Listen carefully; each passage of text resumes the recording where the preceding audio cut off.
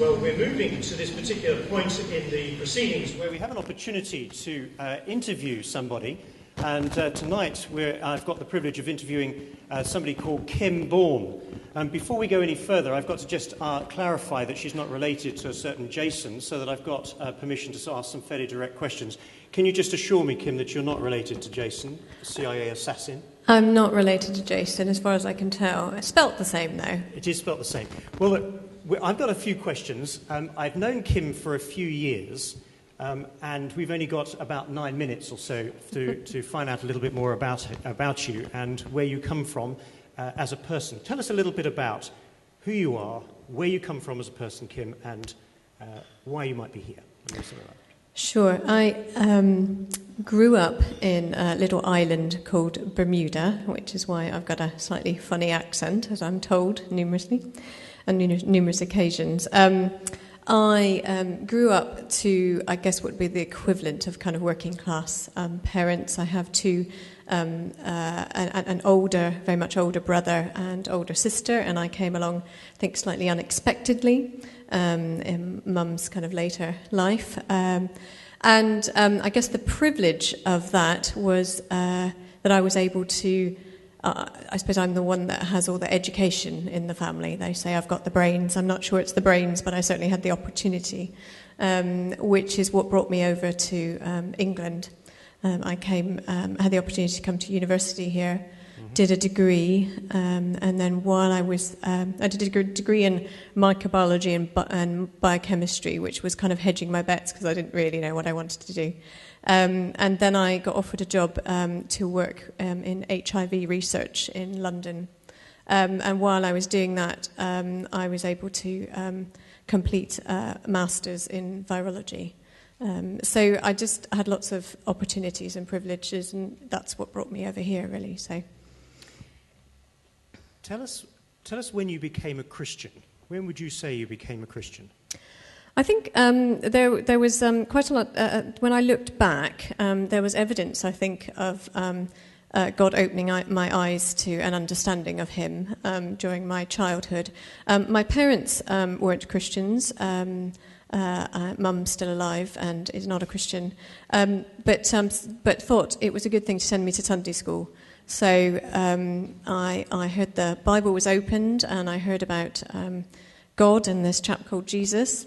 And I think that I heard that, and my interpretation was, well, I'm quite a good person. I was brought up in a very kind of moral household, and taught to strive to be good. I was age 14, and I thought I didn't go to the parties that my school friends went to. I did my homework on time generally and things like that. So I think I kind of really worked on the basis that I was okay with this God that I heard about in the Bible because I was a fairly good person.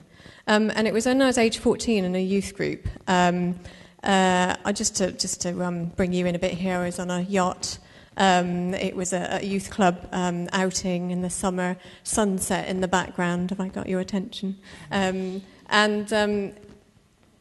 It was really then that I guess I'd say, looking back on it, God opened my eyes and helped me to realise that actually I couldn't ever be good enough to measure up to this holy God who did want to know me, and more importantly, who had allowed his son to be sacrificed on my behalf so that it doesn't matter whether I measured up or not. And I think it was at that point when I was 14 that I decided I did want to know this guy, this God, and I did want to be forgiven. And I went away and poured open, bought a Bible and poured over it, and learnt things bit by bit as to what that meant. So you didn't feel like you knew it all at once? Most definitely not. Most definitely not. I felt like I needed a relationship with him. He had made that possible. And then those things gradually became clearer and clearer as I read more and more, as I stood up for God as a Christian in school, which wasn't always easy, and as I understood.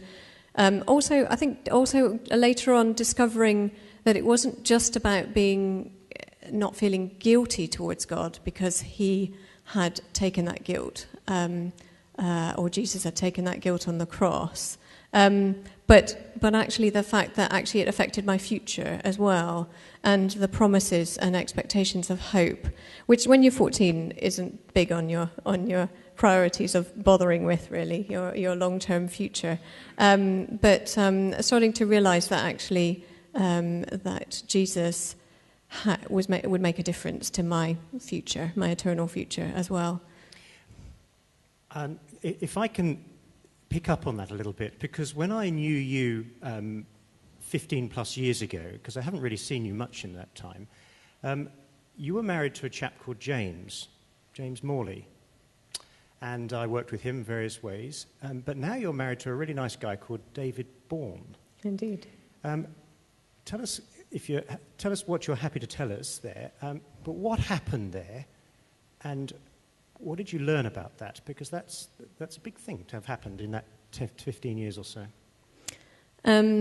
What also happened at age 14, as well as, I would say, becoming a Christian, was about 6 months later, meeting a chap who happened to be my youth leader, who was able to answer a lot of my questions, which was also rather helpful. And maybe at the time, I probably thought I met the man of my dreams, or I don't know if at age 14 you think very much about man of your dreams. But we got to know each other, became good friends. And then about 4.5 years later, we got married. And then we both moved over to London. He was a firm and mature Christian, helped me a lot, as I said in my questioning, but also gave me the opportunity to come to England to do a degree. I studied, he worked, and then we switched roles, and I got a job, and he went to Bible college and did his degree there. That was when I knew him. Which is where you met him, yeah. Okay. What happened then? After studying Bible college, obviously the next thing you do is join a church and get some real-life experience to put that, what you learn in your head, into practice in a more concentrated way.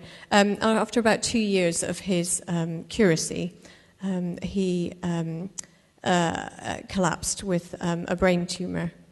We'd been married about 13 years, or 12 years at that point, which was a big shock and a big blow because we'd been both young and healthy. So quite a shock. And then about just over a year later, he died of that brain tumour.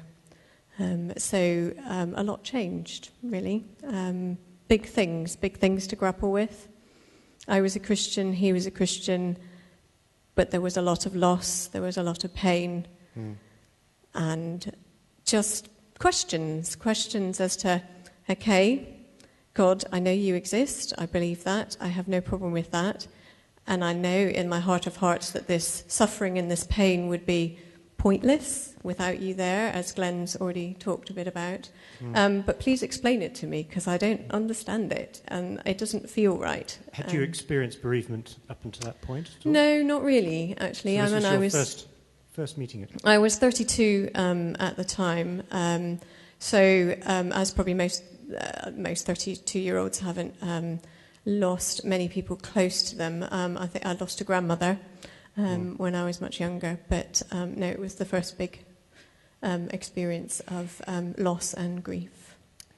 I'm aware that a lot of people will probably be thinking, Philip, don't go too far in this, because they're concerned for where the journey that you've been through. If it just might help one or two people even, can you tell us a little bit about that journey through grief and the sadness of losing James, to the delight, and it's quite noticeable, the delight in meeting David and marrying him? Sure. I suppose the opportunity that I had with losing James helped helped me to grow in lots of ways. One thing that people often talk about is obviously you reassess your priorities, but it certainly did make me a more compassionate person. I think I was oblivious to the amount of people suffering around me, and I became much more aware of this hurting world where there was lots of suffering. Because when you're young, often you just get on with things. You don't think too much about it. And so I grew up a lot. I became a more compassionate person, but also it made my faith in God that bit stronger. So there was a quote in the UCCF, the first video, from someone called C.S. Lewis, talking about pain being God's megaphone. It was a big megaphone to say, get to know me better. And I certainly did get to know God better. I got to know his character.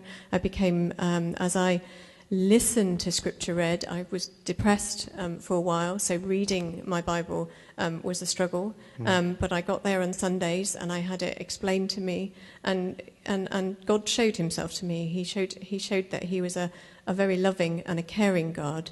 He demonstrated that on the cross. But he was also a God that was very capable of doing something about the pain and suffering in the world.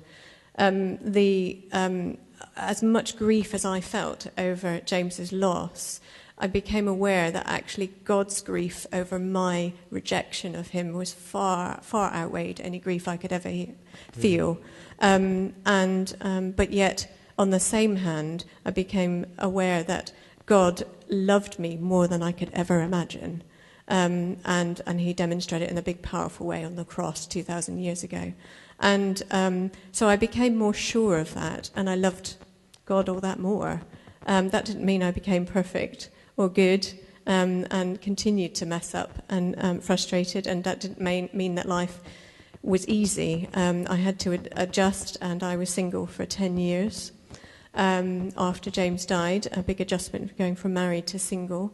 I rejected what I thought was kind of inappropriate relationships, as in people who would have liked to get to know me, or that I could have gone out and could have perhaps got some comfort from, but thought, actually, if I'm going to marry somebody, I want to marry somebody that I can serve God with, that has a similar outlook. David was a kind of colleague, and who I knew, and at a particular time in his life, he lost his own wife, and I guess through that we were able to have discussions that go perhaps just a bit deeper than incidental kind of conversations, and then after she died, just to share a bit of that. And then he was brave enough to ask me whether I would like to get to know him a bit better. So brave man him. And then a little while later we got married, which again in itself, it's a great delight. But he's obviously different than James, and I'm different than his previous wife. So it takes modelling what God has done for us, modelling forgiveness, modelling his love, to work at that marriage, and to make it a marriage that God says all marriage is a picture of Jesus and his love for the church, his church and his people. And it definitely takes a loving and caring and forgiving God to help our marriage, and probably any marriage, to be like that, to be that picture. Kim, thank you ever so much. It's been a privilege to interview you, and thank you to David, who's out there in the fog. I can't see any of you from here. Thank you both very much indeed for sharing with us. It's quite clear that that from your testimony just now, the Christian life is not one of just sort of floating above the ground with a sort of happy grin on our faces at all, even if the Lord does bring us great comfort at times. And we're very grateful for your taking the time and the honesty to help us and take questions tonight. I wonder if we could give Kim an appropriate response to her kindness. Thank you.